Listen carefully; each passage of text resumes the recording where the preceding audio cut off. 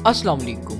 Chronic obstructive pulmonary disease जिसे COPD भी कहा जाता है, लंग्स की एक खतरनाक बीमारी है जिसमें पेशेंट को सांस लेने में दुश्वारी होती है।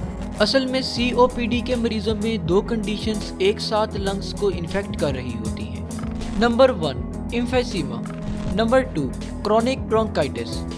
तो आइए देखते हैं कि इन दोनों कंडीशंस में हमारे लंग्स के साथ क्या होता है।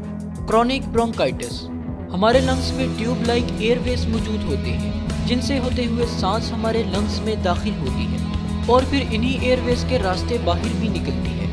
इन एयरवेज को ब्रोंक्यूल्स कहा जाता है। क्रोनिक ब्रोंकाइटिस में हमारे ब्रोंक्यूल्स में इन्फ्लेमेशन होने लगती है जिसकी वजह से म्यूकस ज़्यादा सिक्रीट होने लगता है और साथ ही साथ हमारे ब्रोंक्यूल्स की लाइनिंग के सेल्स के ऊपर मौजूद हेयर लाइक स्ट्रक्चर सीलिया भी डैमेज हो जाते हैं।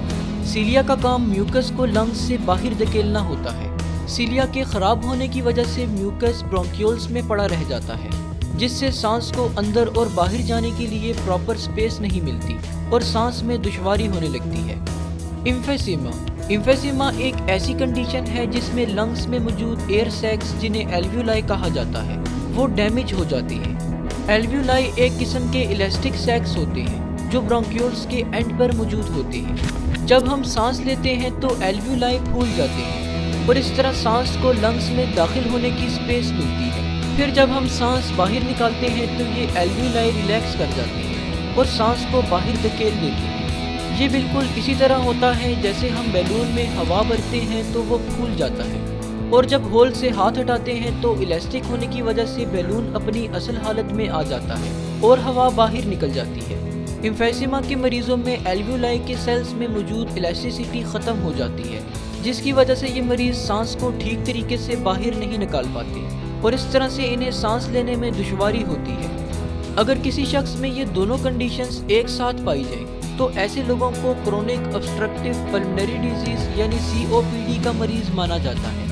COPD की सबसे बड़ी वजह स्मोकिंग है।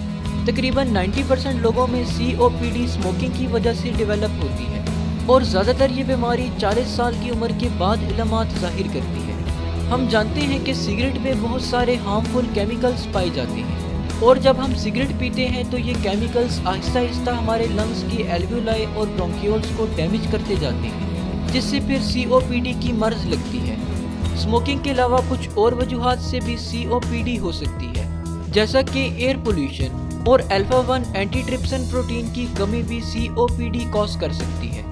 COPD को डायग्नोज करने के लिए चेस्ट एक्सरे, CT स्कैन और स्पेरोमेट्री टेस्ट परफॉर्म किया जाता है। स्पेरोमेट्री टेस्ट में मरीज एक डिवाइस की ट्यूब में ज़ोर ज़ोर से सांस लेता है जिसको देखकर डॉक्टर ये तयन करता है कि इस शख्स के लंग्स किस हद तक डैमेज हो चुके हैं। अब अगर ट्रीटमेंट की बात की जाए तो COPD को ट्रीट नहीं किया जा सकता लेकिन इसे मज़ीद ख़राब होने से बचाने के लिए स्मोकिंग से परहेज और कुछ मेडिसिन जैसे कि कॉर्टिकोस्टेरॉइड्स और इनहेलर्स वगैरह दिए जाते हैं।